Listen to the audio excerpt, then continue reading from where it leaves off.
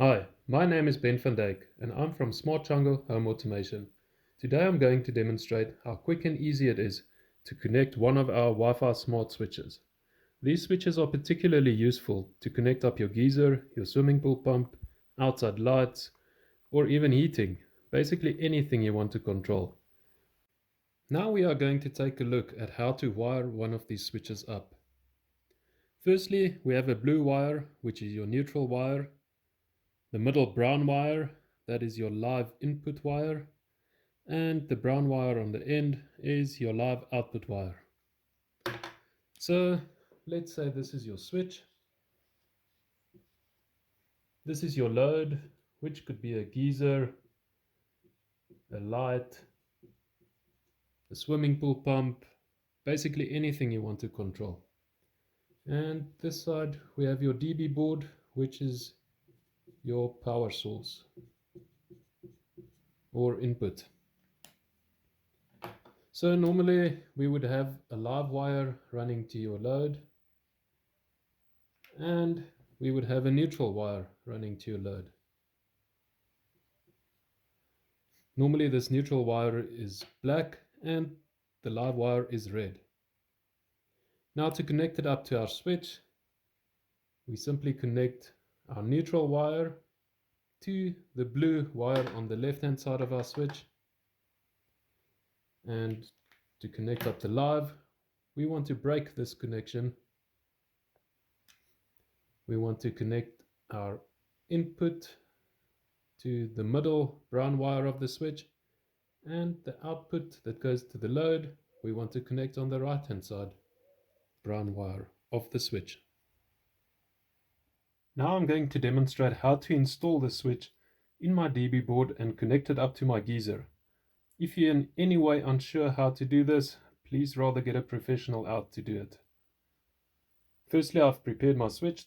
I extended two of the wires. Secondly, very important, make sure the power is off.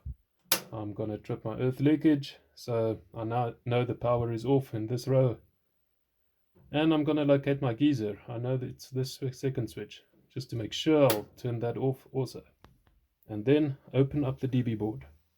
Now that I've opened up the DB board, let me just turn off the main switch as well. I've got some backup power running on this bottom row, so this bottom row is live. I should be super careful. And there's the fan of the backup power supply kicking in. I'm undoing the live wire of the geyser here.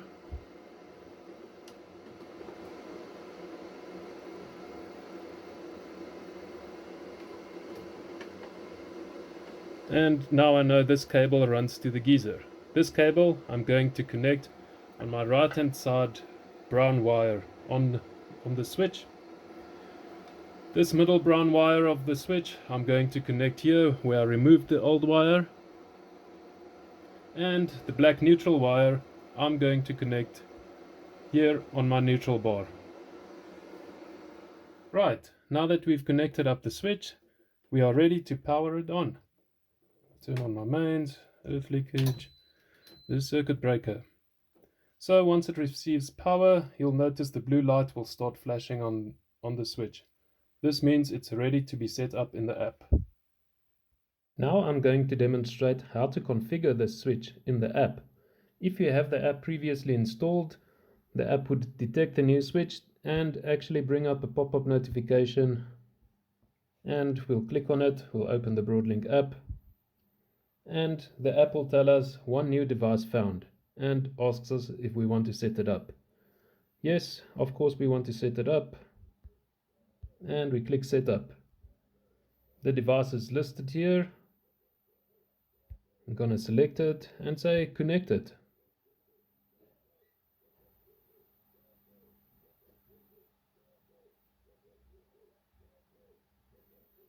And there we go. My phone sent the configuration to the device itself. We're going to add it to a room. I'm going to select my bathroom because it's running my geyser. Name your device. I want to name it geyser. and save.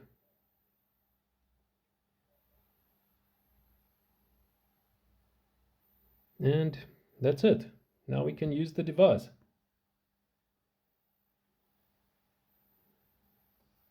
So here is a basic interface for controlling the geyser. I can simply switch it on manually by clicking the on-off switch. If I want to save some power, I can set up a timer for my geyser. Doing that, I can click on timer and start adding one. So I normally shower in the mornings, and I want to give the geyser about 1.5 hours at least to warm up before I shower. Say I shower at 6 a.m. I want to set the geyser to start up at 4 a.m. in the mornings.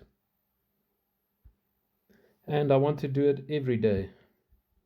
And operation, I want to turn it on and confirm and save. So now I want the geyser to turn off also at a certain time.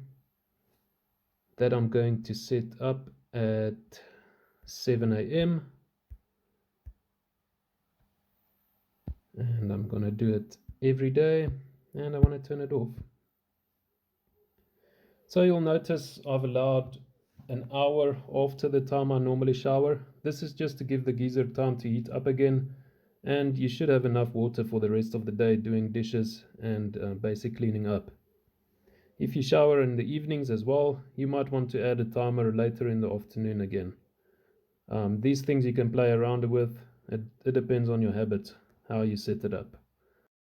One of the great benefits of these switches is that you can view your electrical consumption. You can view it per day, per month, per hour, or even the live consumption. So we are running a great special on these devices at the moment. Follow the link below and visit our website. Place your order today.